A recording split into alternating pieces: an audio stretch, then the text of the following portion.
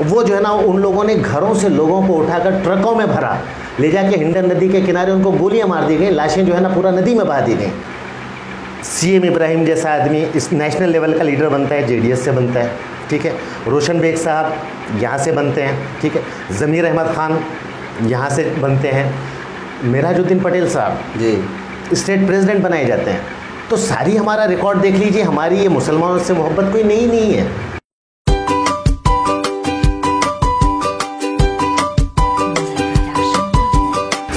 Hi everyone, आप देख रहे हैं मास मीडिया नेटवर्क अवाम की आवाज़। आज हमारे साथ मुलाकात के लिए एक ऐसी शख्सियत, एक ऐसी पर्सनालिटी मौजूद है जो जेडीएस कर्नाटका के लिए बहुत बड़ा नाम है। जेडीएस स्टेट लीडर, बहुत बड़े जेडीएस के लीडर हैं, कद्दावर लीडर माने जाते हैं और अपनी ज़ुबान और अपने अल्फाज के बलबूते पे जाने जाते हैं सारे कर्नाटक में। किस तरह से उन्होंने जेडीएस को रिप्रेजेंट किया है, जेडीएस पे जितने बार भी इल्ज़ामात लगे, जितने बार भी अटैक किए गए, आपने भरपूर डिफेंड किया और अपनी इंटेलेक्चुअलिटी के लिए ही जाने जाते हैं। तो आज हमारे साथ हैं जेडीएस स्टेट लीडर असदुद्दीन साहब। सर, मैं सब बहुत बहुत थैंकफुल हूँ आपका कि आपने अपना कीमती वक्त हमें दिया। इंटरव्यू को स्टार्ट इस तरह से करेंगे कि कर्नाटका में बीजेपी गवर्नमेंट है, बसवा कल्याण, बीदर बसवा कल्याण ले लीजिए, यहाँ पे बीजेपी एमएलए है। बीजेपी के जिस तरह के इश्यूज हो रहे हैं, जिस तरह की कंट्रोवर्सीज हो रही हैं कर्नाटक में, आपको क्या लगता है कि माइनॉरिटीज़, दलित बीजेपी से कितने ज़्यादा सेटिस्फाइड हैं, नहीं हैं? कर्नाटका की जनता किस तरह का रुझान रखती है बीजेपी गवर्नमेंट के बारे में, और आप ऐसे जेडीएस लीडर क्या सोचते हैं इस बारे में? देखिए, स्टेट लेवल पर हो या नेशनल लेवल पर, बीजेपी का शुरू से जो ट्रैक रिकॉर्ड रहा है, और ख़ास तौर पे 2014 से वो रिकॉर्ड यही रहा है। आज जो सिचुएशन है, नॉन इश्यूज़ को इश्यूज़ बनाना और विकास से हटकर डिविजन्स क्रिएट करने वाले वो सारे काम, वो सारे इश्यूज़ ये जो ये क्रिएट करते आए हैं 2014 से, यही होता आ रहा है और आज भी यही हो रहा है। इसके अलावा किसी और तरह की उम्मीद आप उनसे रख भी नहीं सकते हैं, क्योंकि डेवलपमेंट के फ्रंट पर ज़ीरो है, फॉरेन पॉलिसी के इशू पर ज़ीरो है। आज पड़ोस में हमारे तकरीबन देश, पड़ोसी जितने देश हैं, किसी से हमारे अच्छे ताल्लुकात नहीं हैं, ठीक है। तो इनकी एक पॉलिसी है और डिविजन्स क्रिएट करना, हेट मॉन्गरिंग करना, नफ़रत पैदा करना, देश को जोड़ने की इनकी मानसिकता तो है नहीं। तो सारे नेशनल लेवल पे यही कर रहे हैं, यहाँ पर भी यही करते आ रहे हैं, तो इसमें कोई नई बात नहीं है। अभी जो कंट्रोवर्सीज हुई हाल ही में, सबसे बड़ी कंट्रोवर्सी हिजाब कंट्रोवर्सी ले लीजिए, जो पूरी दुनिया में जिसके ऊपर चर्चा की गई। उसके बाद नेक्स्ट आई कश्मीर फाइल्स, इस पर भी चर्चा की गई। आपको क्या लगता है, वो हिजाब वर्डिक्ट जो आया हिजाब को लेकर, कश्मीर फाइल्स को लेकर जिस तरह से एक हवा बनाया जा रहा है लोगों के बीच में, एक कंट्रोवर्सी क्रिएट की जा रही है, इसे किस हद तक पॉजिटिविटी में लेंगे, नेगेटिविटी में लेंगे, कहाँ के? किसी एंगल से आप इसको पॉजिटिविटी में नहीं ले सकते हो, किसी एंगल से नहीं ले सकते। बीजेपी के हर काम जस्ट निगेटिविटी पैदा करने वाले होते हैं। अब जैसे हिजाब का मामला आपने बताया, हिजाब का मामला कोई मामला ही नहीं है, कोई मामला ही नहीं है। अब जैसे कुछ दिन पहले हमारे लीडर कुमारस्वामी साहब ने एक बात कही कि दुपट्टा ओढ़नी होती है, जिसको कुछ लोग इस तरह से बांध लेते हैं, कुछ लोग जो है ना अपना सीना ढांकते हैं, कुछ लोग इसे सर पे बांध लेते हैं, ठीक है। तो ये कोई इशू नहीं है, लेकिन फिर इन लोगों को जो है ना करना ये होता है बीजेपी को कि मुसलमानों के ख़िलाफ़ नफ़रत पैदा करना है। अब उसके लिए उन्होंने इस तरह से प्रोजेक्ट किया हिजाब के इशू को कि ये बहुत बड़ा जो है ना एक क्राइम है, ये हमारी सभ्यता के ख़िलाफ़ है। जबकि हिंदुस्तान की सभ्यता में औरतें हया जो करती हैं, घूंघट ओढ़ना वगैरह, ये सारी चीज़ें हैं, लेकिन उन्होंने इस तरह से प्रोजेक्ट किया, ये हमारी संस्कृति के ख़िलाफ़ है, they are doing something criminal. इस तरह से इन लोगों ने जो है ना प्रोजेक्ट किया था। अब दूसरा ये मामला रहा कश्मीर फाइल्स। अब नेशनल लेवल पे कश्मीर फाइल्स की जो आप बात कर रहे हैं, ये दरअसल एक बहुत ही बड़ी साजिश है। एक एजेंडे के तहत इन लोगों को काम ये करना है कि पूरे देशवासियों के सामने एक एनिमी, एक दुश्मन क्रिएट करो। दुश्मन बोल के एक फिगर होनी चाहिए। तो अब वो कौन हो सकता है दुश्मन? मुसलमान।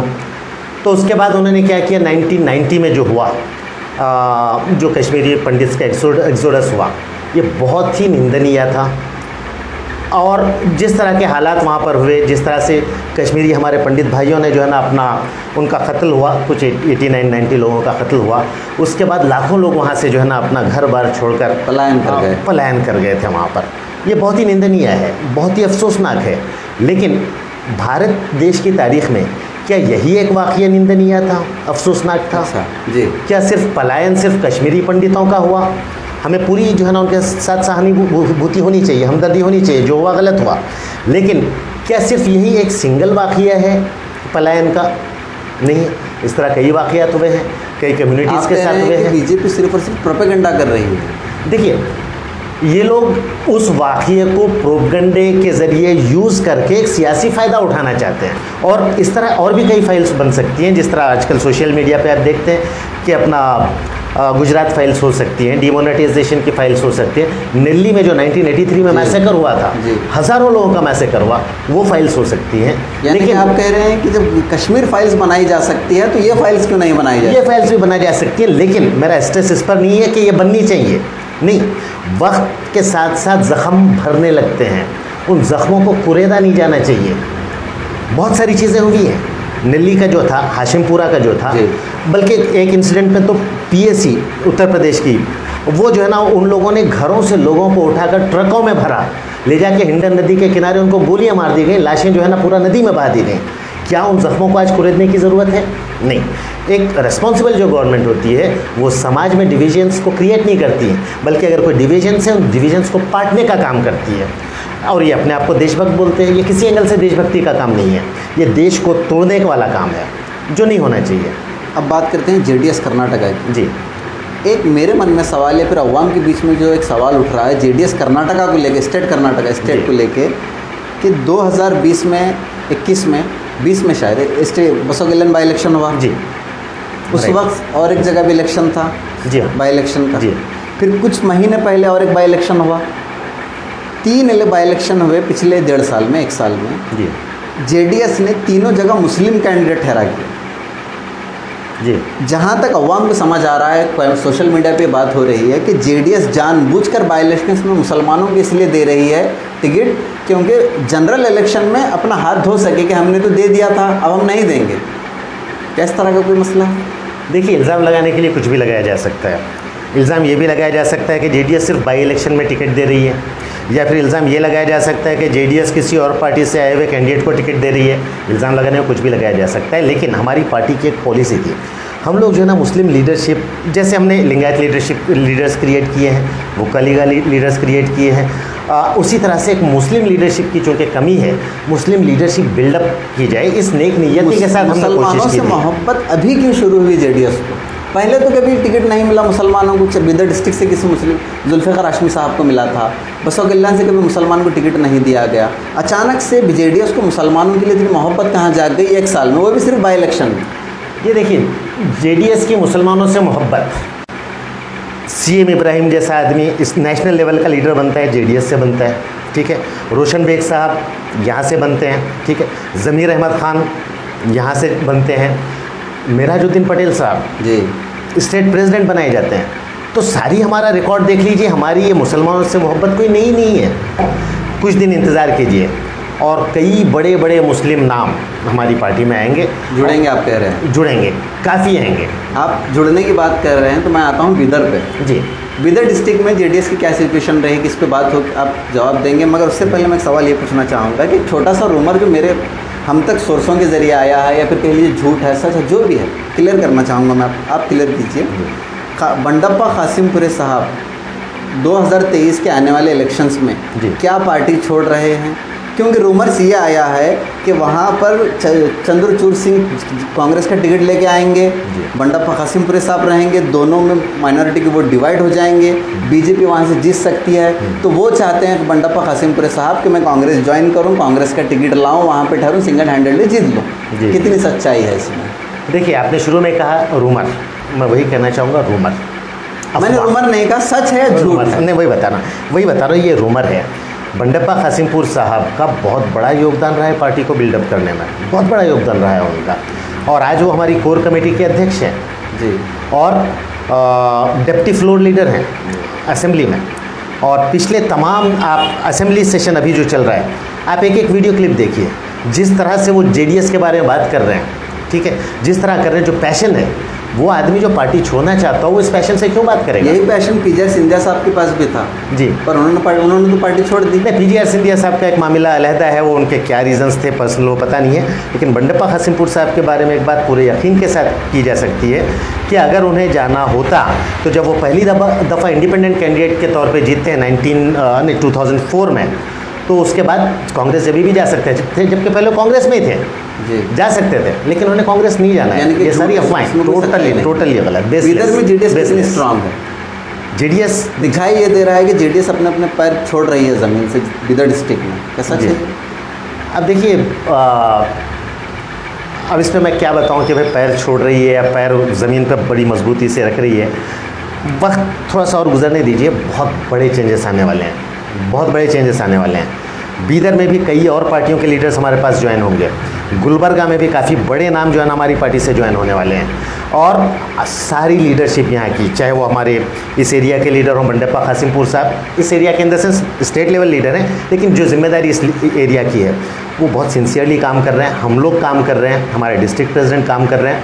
यहाँ पे किसी तरह की कोई कमज़ोरी नहीं है। हमारा जो मेंबरशिप कैंपेन कुछ दिन पहले हुआ काफ़ी कामयाब रहा, और रमज़ान के बाद इसमें माइनॉरिटी विंग बहुत एक्टिवली काम करने वाली है। अभी चूँकि रमज़ान में कुछ ही वक्फा बाकी है तो हमने उस प्लान को रोक के रखा है। एक माइनॉरिटीज़ का कन्वेंशन हम करने जा रहे हैं रमज़ान के बाद डिस्ट्रिक्ट लेवल का, और जो बहुत बड़े पैमाने पे होगा।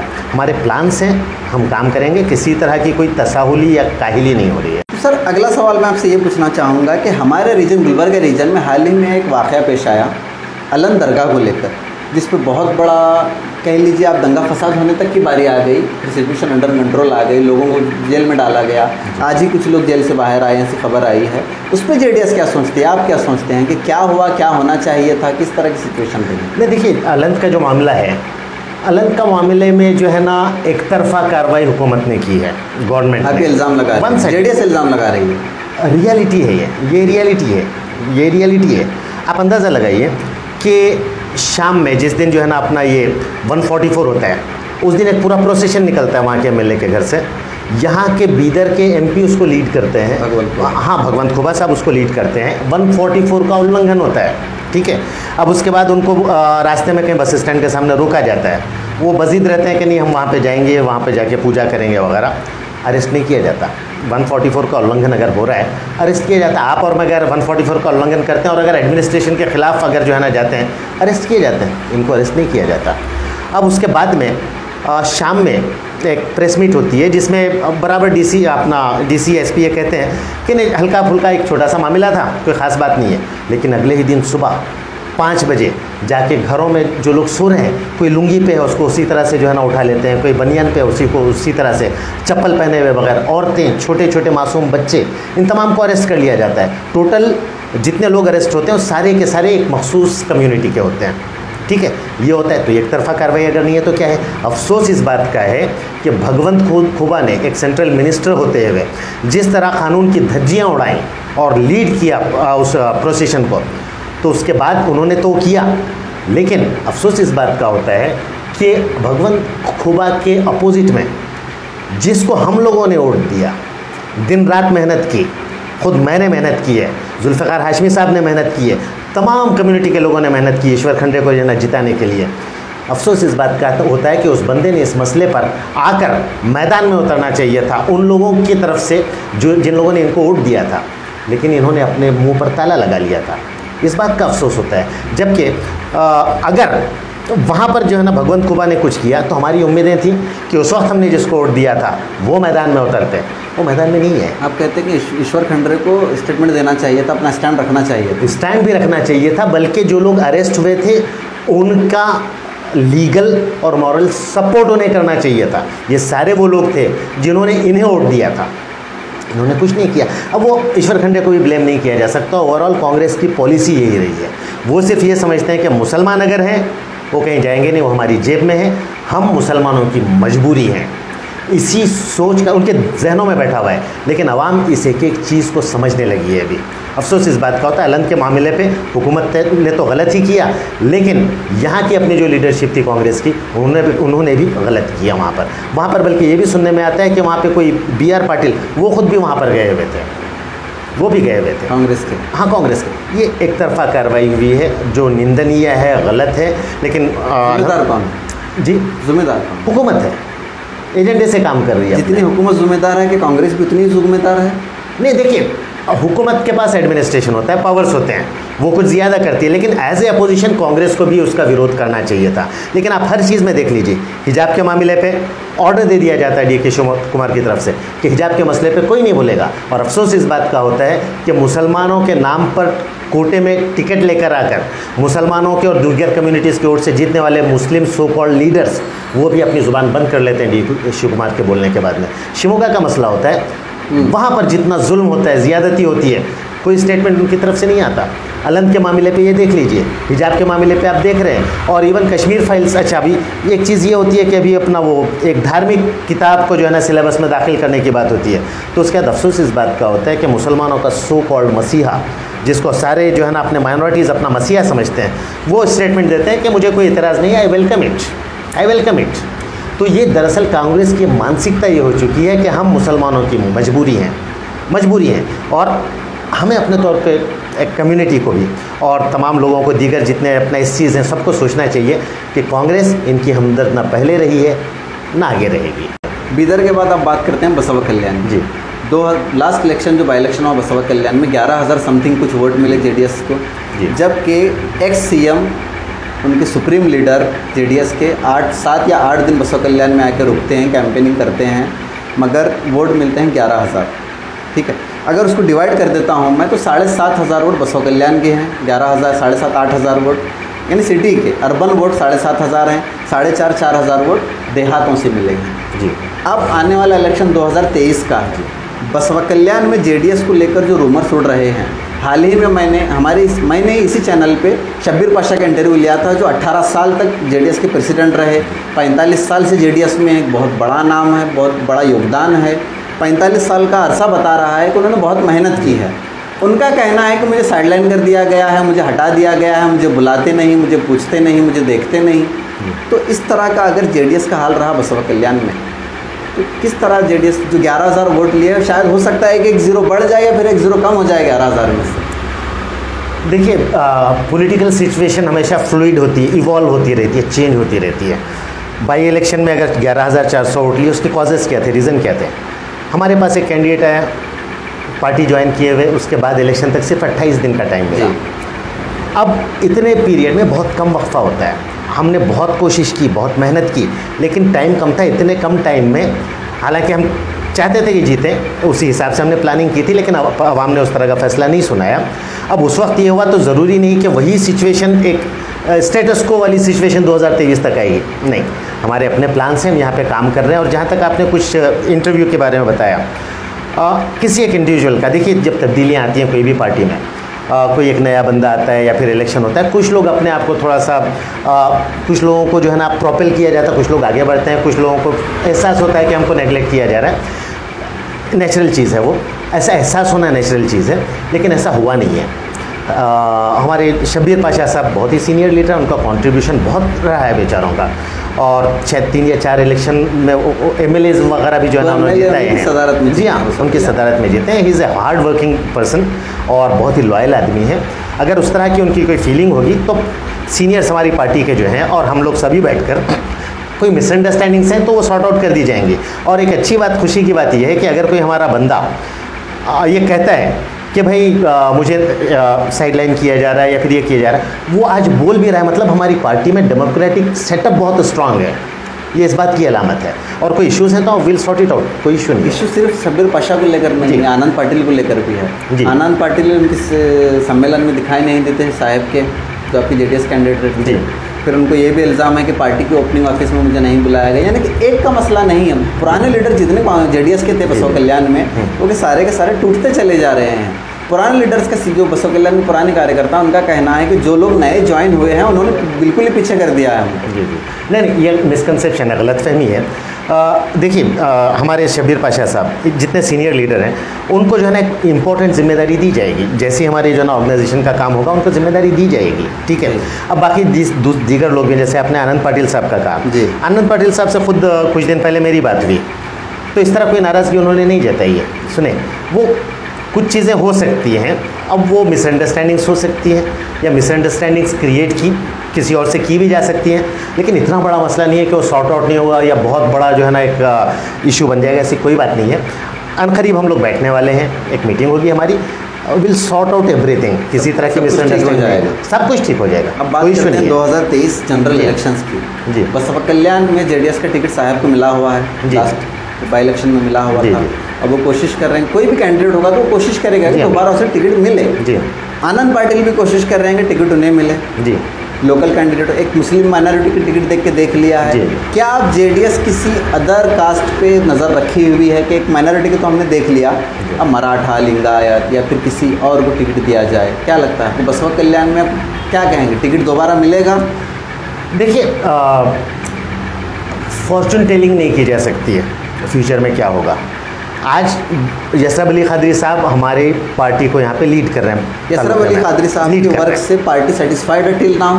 हाँ, ऑब्वियसली सेटिस्फाइड है, उनके काम से सेटिस्फाइड है, टोटली सेटिस्फाइड है। बल्कि हर मीटिंग वो अटेंड करते हैं अपना, वहाँ पे अपना बेंगलुरु आके जब भी मीटिंग होती है बेचारे पूरी टीम के साथ आते हैं, अटेंड करते हैं, सीरियसली वो काम कर रहे हैं।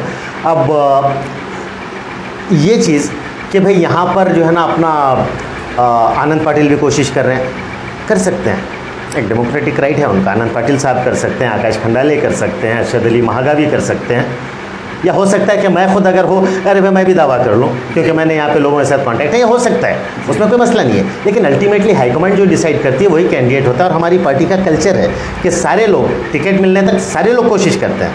एक बार टिकट फाइनलाइज होता है, सारे लोग मिलकर उसके लिए काम करते हैं, कोई इशू नहीं है उसमें। इसी तरह से होगा, कोई किसी तरह का इशू नहीं है। तो ये थे जनाब असदुद्दीन साहब, कर्नाटका जेडीएस में एक बहुत बड़ा नाम, जिन्होंने कर्नाटका के बारे में, विद डिस्ट्रिक्ट की जेडीएस सिचुएशन के बारे में और बसपा कल्याण की करंट जो रूमर्स चल रहे हैं, जो कंट्रोवर्सीज चल रही हैं, उस पर क्लैरिफाई किया। सर बहुत बहुत थैंकफुल आपका कि अपना फिल्म वक्त हमें दिया।